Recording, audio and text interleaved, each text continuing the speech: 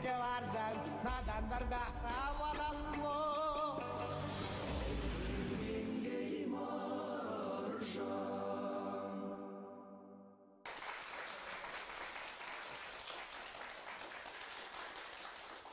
Алуан тақырып аясында әркімнің ойы әр басқа. Біздегі талқы тыңдаушыны толғандырса, онда білгенге маржан болғаны. Армысыздар қымбатты көрермен, сіздермен бірге білгенге маржан бағдарламасы. Білгенге маржан. Гүл өссе жердің көркі, қыз өссе елдің көркі деген сөз бар. Қылықты қырмызы қыздарымыз қызылды жасылды көйлектерін киіп алып, күлкісімен сырғалары қоса сыңғырлап шыға келгенде қандай жанның жүрегін тербеп сезімін селт еткізбеген. Тарихымыздың тарғыл беттерін парақтар болсақ, жалпы қазақ қыздары туралы толғанбаған тұлғаларда сирек екен. Қыз өріс, ол қоныс деп білген халқымыз өрісін кеңейтер қыздарға айрықша көңіл бөліп келген. Ақындар жыр арнап, сал серілер әнге қосқан осы қазақ қыздарының қазіргі сұлулығы жайлы сіз қалай бағамдайсыз, қандай ойдасыз? Қазақ қыздары, жаңа ғасырдағы қазақ қыздары қалай сәндену керек? Жалпы қазақи дәстүрлі сәндену керек пе? Жоқ әлде бүкілдей жаңаша сәндену керек пе? Бүгін міне тілге тиек етер тақырыбымыз осы. Ендеше талқымызды бастамас бұрын ең әуелі бейнематериалға назар салыңыздар. Мен қазақ қыздарына Қазақтың ұлттық киімдері көшпелі заманның салт дәстүрімен жалғасып келе жатқан қолөнердің аса бай қазыналарының бірі. Қадымғы заманда маталардан және мал мен аң терісінен тігілген сәнді киімдер қазақ қыз келіншектерінің сәніне сән, көркіне көрік қосқан. Қазақтың талай арулары киген тамаша сәнді киімдерін көргенде ағаш көркі жапырақ, адам көркі шүберек деген мақалдың өзі жайдан жай айтылмағандығын түсінесіз. Ал қазірше боз үйден бір қыз көрдім көзі күлген, шаштарын 10 күн тарап 5 күн өрген. Сол қыздың сұлулығын мен айтайын, үстінде дүрия бешпет, шайдан көйлек деп халық әндерінде айтылатын қазақ қыздарының портретін сахнадан немесе кинолардан болмаса реал тұрмыстан некен саяқ көретін болдық. Заманның қалай болса, бөркін солай демекші, жалпы қоғамға ортақ модадан қалыспай, жаңаша киініп жүрген қыздарымыз да ұлттық ерекшелігін әйгілеп, көйлегінің бір шетіне оюын түсіріп, күміс сырғасын сыңғырлатып жүрген қыздарымыз да көптеп табылады арамыздан. Ұлт тағдыры мен өз тағдыры тамырлас қазақ қыздары жаңалық пен дәстүр тоғысқан мына заманда қалай сәндену керек деген сауал кісіні ойландырмай қоймайды. Менде әзіргі қазақтың қыздары әзіргі заманға үйлесіп киім кию керек деп ойлаймын. Неге десеңіз, әзір жаңа заман, бізде әзіргі заманның жастары болғаннан кейін, кішкене болғаннан кейін бізде әзіргі заманның жаңа нәрселерін көріп, енді осы заманға үйлесімді киім кию керек деп ойлаймын. Менің ойымда қазақ қыздары мейлі жаңаша сәнденсін, мейлі бұрынғы ата-бабаларымыз салған дәстүрлі киімдермен сәнденсін, таза, ретті, мәдениетті, өзінің бойындағы әдепті ибалылығын көрсететіндей киінсе болды деп ойлаймын. Одан кейін киімнің сәндену формасы ортаға қарай баратын іс-шараларға қарай болған дұрыс деп ойлаймын.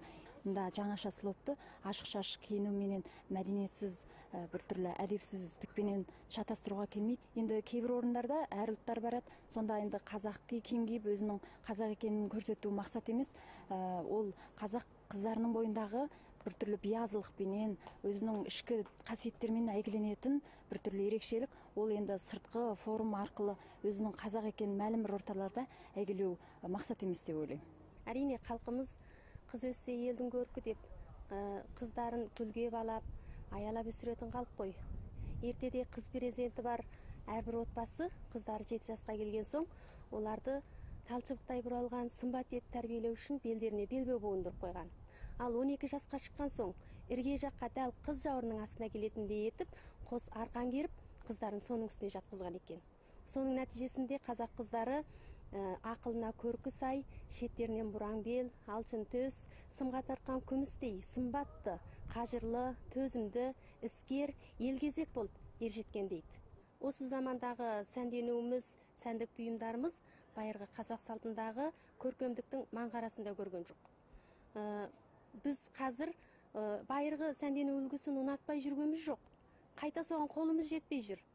Өйткені анау 200 қойлық алқа моншақты, құны 200 қойлық алқа моншақты, 100 байталдық сәукелені қазіргі қай қазақтың қызы мен келіні тағып кие алды. Қайта біздің осы тағып жүрген сәндік бұйымдарымыздың сәні, сапасы, денсаулыққа пайдалылығы оған мүлде жетпейді. Өйткені онда салт дәстүріміз бар, біздің рухымыз бар, тарихымыз, шеберлігіміз бар. Сондықтан әзіргі әрқандай ұлтын сүйетін, халқын сүйетін қазақ қызы қазақи сәнденуге міндетті деп ойлаймын. Қанекей, осы тақырып аясында бүгінгі студиямызға келіп отырған қонақтарымызға бір білеп сөздің кезегін бере берейік. Күнделікті болмаса да той томалақ мереке мейрамдарда оюлы көйлектерімді киіп, күміс алқа моншақтарымды тағынып жүруді ұнатамын. Ол маған қазақи сұлулық бағыштайды дейді қонағымыз. Қазақстан Республикасының Үрімжідегі елшіханасының қызметкері Надира Мелатқызы. Қанекей, сөз кезегі өзіңде. Рахмет, сәлеметсіздер. Надира Мелатқызы, заман қалай болса да қазақ қыздары қазақи сұлулығын жоғалтпау керек.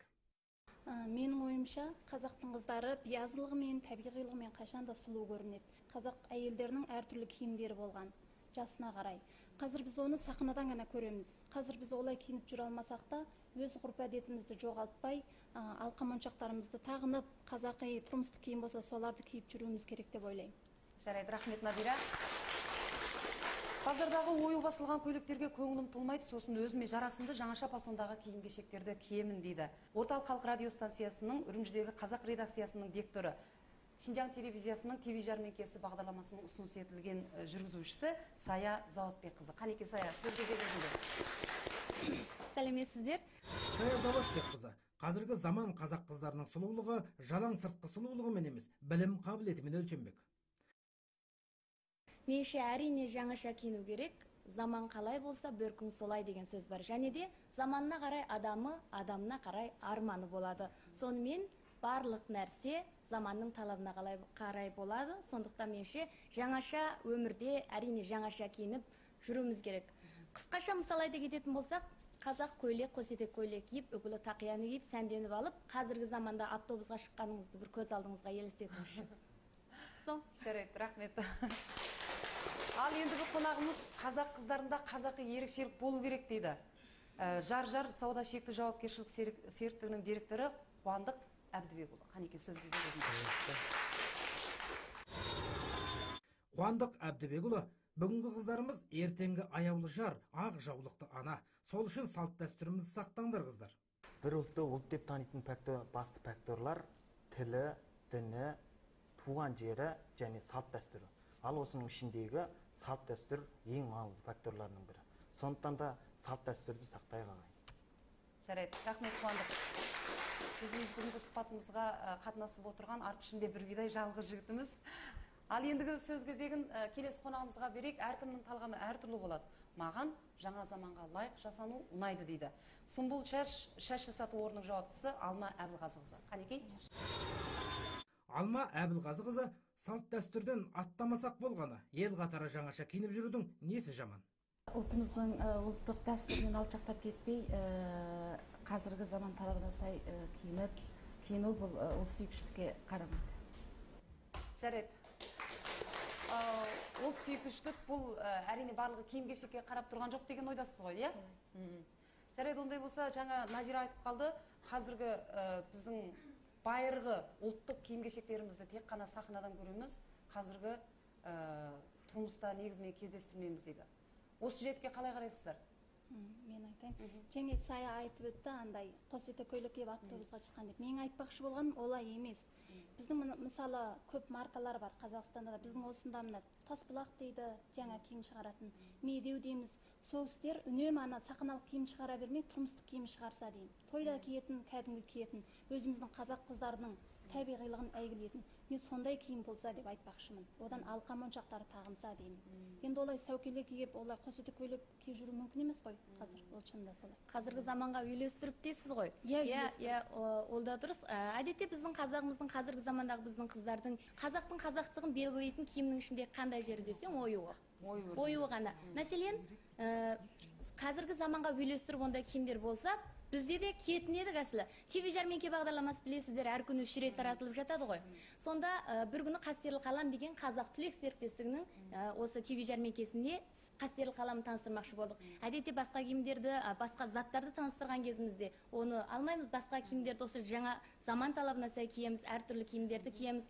Ал енді Қастерлі қаламды таныстырған соң, әрине қазағымыздың тұңғыш ретке шыққан ТВ жәрмеңкесінде шыққан заты болғандықтан, мен ойладым, ендеше сол біздің жақтағы режиссерларды айтты, сен қазақ сал, қазақтық өрнегі бар, сондай киімдерді ки деп жарайды деп. Мен әнекей отыр, жар серіктігінің бастығы деді. Сол ағамыздан біз сол кісілермен хабарласып, сол кісілерге айттық, бізге сондай ою бар, өрнегі бар, сондай киім әкелсін. Оның үстіне білесіздер, телевизорға шыққанда өте ашық-шашық болуға болмайды. Телевизорға шықпаған кезде де ашық-шашық болмайды ғой, оны барлығымыз білеміз. Сондай киім әкелсін дегенде маған 4 киім әкеліп берді. Шындығында маған біреуі ұнаған жоқ. Маған ұнамады, одан кейін режиссерлерге ұнамады, біреуі ашықтығында. Екіншісі, реңдері басқа жерлерінің барлығы үйлеспеді, сонымен оны кимей, және де осы жаңа заманның киімдерін кие бердім. Ол менің біздің ұлтымыздың ойуын, ұлтымыздың өнерін, ұлтымыздың қасиетін сүймегендік емес. Біз сүйеміз, бірақ та осы заманға сай, өзімнің қызметіме сай, сонымен өзім солай істедім. Қуандық. Сенен бір жауап күтіп тұрмыз. Жаңағы Саяның айтып отырған көңілінің толмаған жері негізінен біраз ашықтау. Ашықтау екен. Ашықтау. Соған қандай пікірдесіз? Сіздер ол жобалауда кішкене өздеріңіз салғаныңыз ашық киінбейміз ғой әдетте. Қазағымыздың ең басты салты осы ғой. Біздің әзірге шығарып жатқан киімдеріміз негізінен жаздық киімдер. Ал оның ішінде азын-аулақ ашық киімдер де бар. Ал енді және де өзіміздің салт дәстүрді сақтаған киімдер де бар. Тұра тұрыңыз, сөзімді бөлмеңіз. Сізге мына жаздың күні осы бірнеше күннің алдында үрімжінің ауа райы 43 градусқа шықты. Дәл сол күндері етек жеңі ұзын көйлектерді киіп өзіңіз көшеге шықсаңыз, және денеңіз құрысып, бырысып, және бір түрлі боласыз дегендей. Сіздерде сауда істеу үшін өз жұмыстарыңызды жақсы істеу үшін заман талабына сай өзгертіпсіздер. Егер қазағымыздың бұрынғы салты бойынша сіз айтқан сияқты сондай болатын болса, сөзсіз болмайды. Біз қазағымызда ашық киінбейміз, күн ыстық дегеніне де қарамайтын едіңіздер. Жалпы Алма, маған жаңа заманға лайық жасану ұнайды деп отырсың, иә? Өзіңнің бүгінгі портретіңнен де сол ойың белгілі болып тұр. Жаңағы Саяның көңіл толмаған жағдайға сен қалай қарайсың? Жатыр ғой енді, бірақ біздің киім деген нәрсе барлық ұлтта бар. Киім кию арқылы бір ұлттың ұлттық екенін дәлелдеу, бұл біздің енді басқа ұлтта да бар, мәселен Түркия дейді, ұйғыр ұлты дейміз, оның киімдерінің қандай ерекшелігі, мәселен одан енді заңзу ұлты дейміз, ханзу ұлты дейміз, бірақ біздің ұлттың енді киімдердің ерекшелігінің ішіндегі ойы осы. Бірақ кей киімдерді біздің жаңа заман талабына толмайды деп айтатын себебіміз сол ою өрнектерді сол киімнің нақышына келтіріп сол оюларды қоя алмаған. Мысалы үшін кейбір киімдерді көрсең, негізі сахналық киімдер мен мына концерттік той киімдерінде ғана болады, тұрмыстық киімдер негізінен жоқтың қасы. Сая мен Алманың көзқарасы бір екен, иә? Негізі қазіргі базарға салынған қазақи ою өрнек түскен киімдерге көңілдерің толмай, сондай ма? Біздің мысалы киім-кешек болсын, және басқа саладағы болсын, әлі жетіспей жатқан жетістіктеріміз көп. Оны айтқандарыңыз дұрыс, бірақ соның бәрін біз толықтыруға қарай тырысамыз. Енді Сая, мысалы, не үшін қазақи сәнденуге болмайды? Қандай бөгеттер бар деп ойлайсың? Қазір біздің айтпақшы болып отырғанымыз Шинжаң қазақтары, дұрыс қой, Джунго қазақтары, басқа жақта алмаймыз.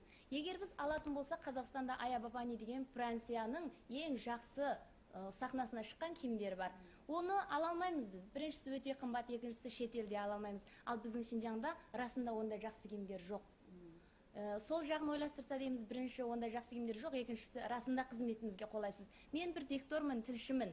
Үнемі сыртқа шығып тілшілік істеймін.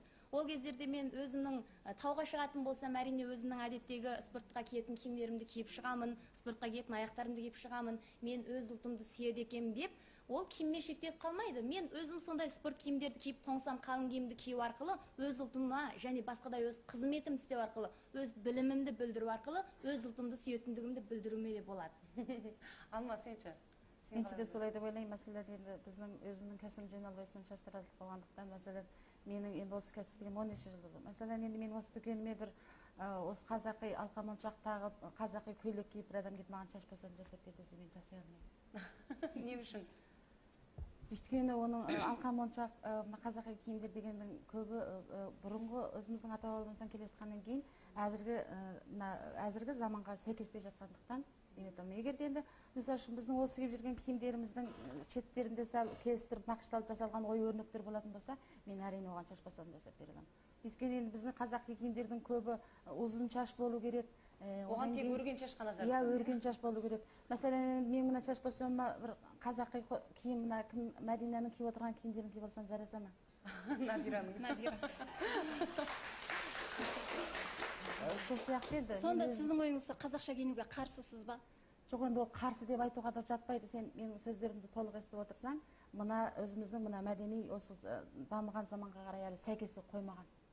Ой, солай, бірақшы біз дәстүрді жалғастырушымыз. Бізде дәстүрді жалғастырғымыз Көне келеді. қазағымыздың сондай дәстүрлерін енді көне кезін кие алмасақ та қазіргісін жалғастырып жүруіміз керек. Өйткені бүйтіп ұмытыла беретін болса, бізден кейінгілер кие алмай қалады ондай киімді. Жалпы қуандық, қазір енді біздің арамызда жалғыз жігітсің ғой. Жігіттің көзімен қарашы, қазақи сұлулық қазақтың қыздарына жарасады деп отырсың ғой. Соның жарасымдылығы қай жерде? Мұхтар Мағауин ағамыз айтқан, қазақтың қыздары әлемдегі ең сұлу қыздар деп. Ал ол бағаны алу үшін біздің қазақтың қыздары өзінің салт дәстүрін, өзінің әдемілігін, өзінің ибалылығын сақтағанда ғана сол дүниедегі ең әдемі, ең сұлу қыз аталады. Бір ұлттың дамуына сол ұлттың қыздары байланысты. Сол ұлттың қыздары жалғастырады. Сол ұлттың қыздары дамытады. Бірақ енді Сол үшін сын жігітке көп келмейді, қыз бала дамытады, ер адамдар да дамытады, бірақ дамытқанда сол киім киіп дамытпайды ғой, ол ішкі ой елегі, білімі, қасиеті дегендей. Бір жерде үлкен жарыс, я болмаса бір үлкен бір қызғанды нәрселер өтіп жататын болса, сол жерге мені не себеппен шақырды? Мәселен, мен сол жерге бір жарыстан атағым шығып, не бір білімнен, білім жақтан, оқу жақтан бір нәрсенің бір рекордын жаратып сықылды, сөйтіп баратын болсам, ол кезде менің киіме қарамайды. Сол өнеріңе қарайды. Өнеріңе қарайды. Бірақ сізді танысын, танымасын, сізде сол өз ұлтыңыздың мәдениетін, дәстүрін жалғастыратындай біраз қалай айтсақ болады енді. Дәстүрін жалғастыратындай сенде өнер болу керек, білім болу керек, ой болу керек. Ол сенің бетіңе жазылып тұрмайды. Бірақ сол өнерің, білімің, ойың арқылы елге таныласың, онан соң мен қазақпын десең, сенің қазақ екеніңді біледі. Ал сіздің сөзіңізге бетіңізге жазылып тұрмайды, дұрыс айтасыз. Ал қалай білемін мен сіздің қазақ екеніңізді? Деген сің арқылы білесіз. Өзіңіз сол жарысқа мысалы бір жерге барсаңыз. Онда сіз алқа моншақ тағынып алыңыз, сонда білет қазақ екеніңізді. Яғни алқа моншақ деген нақ сенің андағы алқаңды алып айтатын болса, нақ біздің қазақи алқадарға да жігер кетпейді. Түркияның алқасы деп күткі, бірақ сондай сатады ғой. Қазақтар осындай шолпысы сыңғырлап деп, сырға сыңғырлап деп кезінде абай аталарымыз солай жырлаған. Мен енді тақ көргем жоқ, бірақ көбі түркиянікі болады. Түркиянікі дейді. Қазаққа арналған. Қазақта да сондай болған. Қазір оны қолымыздан жасай алмағаннан кейін солай киімімізге лайықты қылып тағамыз. Қайсы жараса соны Сөлкебай тағамыз. деген нәрсені түсінесіз ба? Сөлкебай деген нәрсені түсінеміз. Ол бұрынғының Сөлкебай. Ал сол Сөлкебайларды тауып алып, міне мынау менің апамнан қалған Сөлкебай деп тағып алып келсеңіз, біз мойындаймыз. Сіз андағыны сөзсіз Түркиядан басқа жерлерден алдырғаннан сатып алып. Жарайды, қыздар, жігіттер былай болсын. Және той мәдениетіміз жайлы кішкене тоқталайықшы. Заманның дамуына сай той мәдениетімізде барған сайын кемелденіп дамып бара жатыр ғой. Қыздарымыз болсын, жігіттер болсын әдемі киініп баратын болды қазір тойға. Негізі тойдағы қыздардың сәнденуі туралы қандай ойдасыңдар? Өз ойларыңды ортаға салыңдаршы. Тойдағы қыздардың сәнденуі өте әдемі деп ойлаймын. Мен қазіргі заман тойлар, той жасайтын қыз бар, оның жанында қыз жолдас бар, оның жанында бір топ қыздар бар, өзінің достары, дос қыздары бір тұтас киім киеді, өте әдемі. Бірақ өзі той жасаған қыздың өзін алып айтсақ, оның кигені қазақ киім бе емес пе? Сіздерше қазақ киім бе жоқ, қандай киім? Ол астың жағы осындай домпиып тұрған, оның үстіне ою шаптаған көйлек киеді. Әсілі ол көйлек батыстікі. Ою жоқ кезінде ол батыстың көйлегі. Сонымен соны екеуін ұштастырып, ана оюды шаптап, болмаса қазақта тәжі деген нәрсе де жоқ қой бұрын. Сол батыстың тәжісін тағып, оның үстіне және ою шаптайды. Сөйтеді дағы сол қазақпен және шетелдің сондай мәдениетін екеуін қосып, сонымен сол киімді киген. Ал қыз жолдастарының көбінде, менше біздің Шинжаңның қазақтарында ондай бір тұтас ұқсас қыз жолдастар киетін киімдер табылмайтындықтан, әртүрлі қызылды, жасылды өздеріне жарасатын реңмен көйлек киеді, өте әдемі безенеді, заман талабына сай жаңа заманда киінеді, сондықтан жарасып тұр деп ойлаймын. Жаңа сая сөзінің арасында қазақ қыздары ең әуелі ашық шашық киінбеу керек дедің ғой. Тойларымызда сондай бір жайттер байқала бастағандай сезіледі бізге. Ашық шашық киінетін қыздар да көрінеді бірен саран. Осыған қалай қарайсыңдар? әрине ашық шашық киінбеу керек. Жаңа біз келген кезімізде ең басында айтып отырмыз, қазағымыздың түпкі мәдениетін, түпкі салтын бізде сақтап қаламыз. Біз ол қазақтың мәдениетін жоққа шығарып барып, біз қазіргі заманда қазақ киім кидірмейміз деп отырған жоқпыз. Сондықтан ашық шашық киінбеу шарт астында сондай әдемі тойларда болу керек. Ал енді ашық шашық киінген қыздарымыз болса, қазағымызда сөз бар ғой, адам ашық киінген сайын өзінің берекесі кетеді, өзінің жақсы істерден аулақ болады деген сөздер бар. Менің апам үнемі айтып отырады. Сондықтан ашық киінуге бізде қарсымыз. Сонымен және ашық киінетін қыздарымызға және де айтамыз, қанша жабық киінсең, жолың сонша ашық болады, сонша жақсы болады деп айтқым келеді.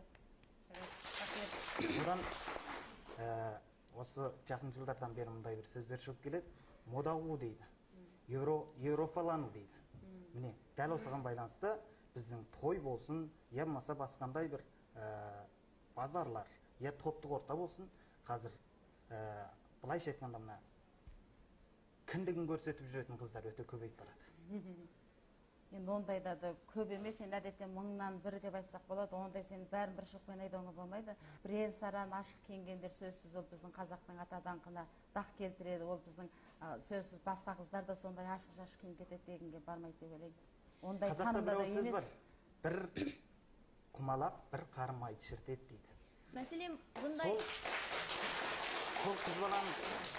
сол қыз баланың киінісіне қарап, мен сол қыз баланың қазақ екенін егер біраз сөздерінен танитын болсам, бәлкім мен де сол жерде ұяламын. Одан кейін бір şey айтайын. Одан біздіңше қыздарымыз көбі, мысалы сіздерде ондай киім жоқ деп іздемейсіздер. Мысалы біздің әпекеміз Пәрида Жұмақанқызы қазақтың бірлік базар деп ашып қойды, базар. Ол жерде кейбір бармайтындар да бар. Сол жерде қазақ жастарын кәсіпке шақырып отыр. Мысалы сондағы жастар сондай киімдер сататын болса, сол жерге барса, сол іздеушілер, енді ол жерге біз өзіміз баруымыз керек қой. Өзіміздің базар, бізден басқалардың ол жерге қажеті түспейді. Сол үшін сол жерден өзіне лайықты жарасатын алқа моншақ киімдерді тауып алады деп ойлаймын. Жаңа да айтып жатырмыз, біз өз кәсібіміз арқылы, өз жұмысымыз арқылы, өзіміздің ішіміздегі біліміміз арқылы ұлтымызды сүйе аламыз. Мәселен, бұрынғы заманда, әзіргі заманда расынша өзіміздің кәсібімізге қарай, өзіміз қалай қолайлы болса, солай киеміз ғой киімді. Бұрынғы заманда Есімбек батыр 18-ге келген қызымен бірге соғысқа шыққан екен. Сол кезде 18-ге келген қызы екеуі ғана барыпты. Сол кезде қызы әрине ерлердің киімін киіп, найзасын қолын ұстап барыпты. Егер сол кезде сол көйлек киіп, қосетек көйлегімен барған болса, ол жығылып қалатын еді жолдың ортасында. Сол сияқты қазіргі заманда біздің тұрмыс әдетіміз, күндеріміз өте тез өтеді ғой. Сондықтан бізде де әдетте өзімізге қалай қолайлы болса, солай киімімізді киіп отырамыз. Мысалы үшін киген адамдар аз болғандықтан көп адамдар білмейді. Сол үшін бүгінгі айтып отқан тақырыбымызда көбірек кисе екен деп отырмыз. Көбірек кисе, көбірек қолдаса сондай кәсіпкерлер деп отырмыз. Саяның пікіріне сәл қарсы келейін. Есімбек батырдың 18 жастағы қызы соғысқа барған кезде ер балалардың киімін киіп дедіңіз. Ол ортаға үйлескендік. Бізде қазір ортаға ал енді сіз ортаға үйлестіңіз, мода қудыңыз, еуропаландыңыз. Осы бойынша кете білетін болсаңыз, біздің ұрпақ не болады?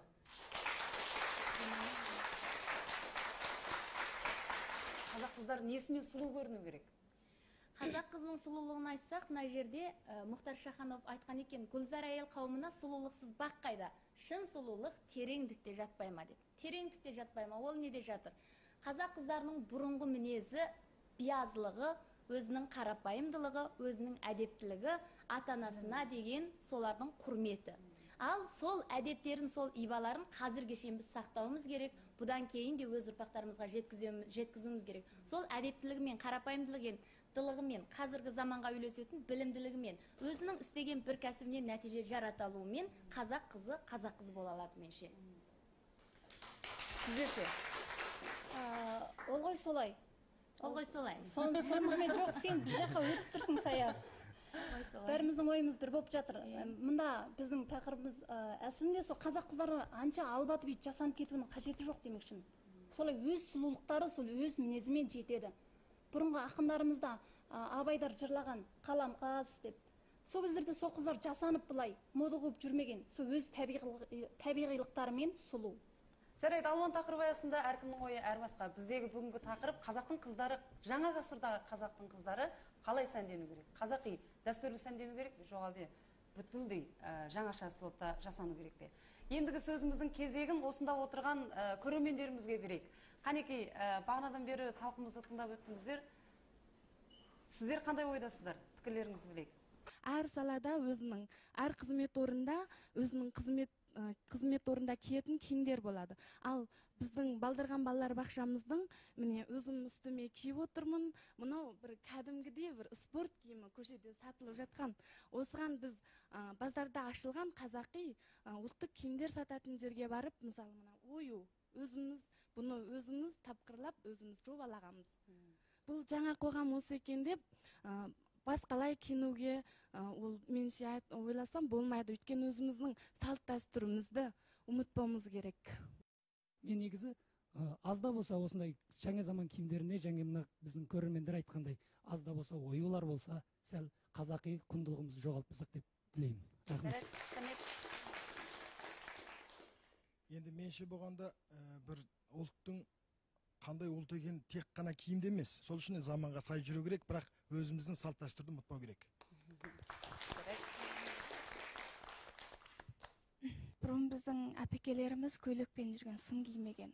Ал мен кәдімгідей осы заманға үйлесем деп сым киемін, кимейді емес. Бірақ сым киген кезінде әрекетім де сымға қарай өзгеріп, ол балаша болып кетем, ол балаша әрекет істеп кетем. Ал кәдімгідей көйлек кисем, бойымда бір түрлі қазақ қызына тән ибалық меймандалап кетеді. Сосын әдетте көшеге шыққан кезінде қазақи алқа моншақ тағып шықсам, бір түрлі бойымды мен қазақтың қызымын дегендей тәкаппар сезім билейді. Меніңше қазақ қызы сондай тәкаппар болу керек. Осы заман киіміне қазақи өрнек басып, былай шығарып жатқан кісілер отыр ғой мен алдымызда. Ол кісілердің техникасы жетіспеген. Бірақ ол кісілер жетіспеді деп біз сол киімді кимей кетуімізге болмайды. Ол жақпаса ол бізге иә жағып тұр, иә жақпай тұр. Бірақ біз қолдауымыз керек ол кісілерді. Ол кісілер қолдағанда ғана ол кісілер одан әрі дами түседі деймін. Рахмет. Ондай болса, енді бағдарламамыздың сырге жияр сәтінде келген қонақтарымыз өз ойларын жинақтап, қысқадан нұсқа орамды тілменен тоқ етер түйінін ортаға салсын. Қанекей, Надира? Менің айтпақшым, және де өз ойымда қалам. Қазақтың қыздары дәстүрін ұмытпай, салтын жалғастырып, қазақи киімдер болса киіп, әне өзіңіз тағып отқандай сырғаларын, білезіктерін солай тағып жүрсе деп ойлаймын.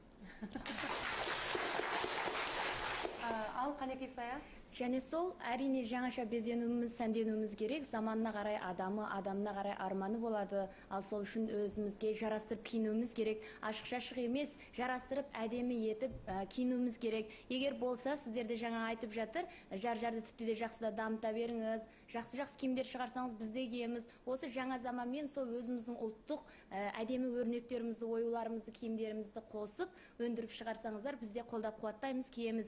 Негізі барлық қыздарымыз әдемі киініп, сәнденіп, осы заманға үйлесетін, білімді болып, өз кәсібінен жақсы бір нәтиже жарасса, тілімізді ұмытпаса, ділімізді ұмытпаса, осы ең маңызды. Сөздің кезегі өзіңде. Сіз қазақсыз. Сондықтан сіздің бойыңызда ұлттық рух болу қажет. Ұлттық дәстүріңіз болу қажет. Ұлттық мәдениетіңіз болу қажет. Сондықтан да ұлттық мәдениетімізді, ұлттық дәстүрімізді ұмытпай қалайық.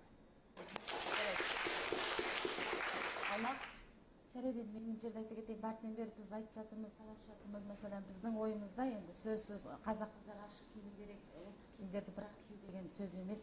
Бұл да біріншісі біздің ұлттық киімдердің қолайсыздығы, екіншісі заманға сәйкеспеуінде. Бір ұлт болу үшін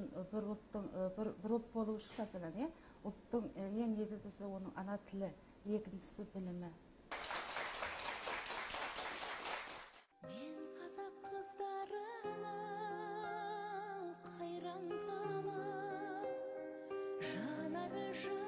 Сұлуда сымбатты қазақ қыздарының киген киімдері тал бойына жарасып, дараланған тұлға болып көрінуінің өзі адам жанын жадыратады.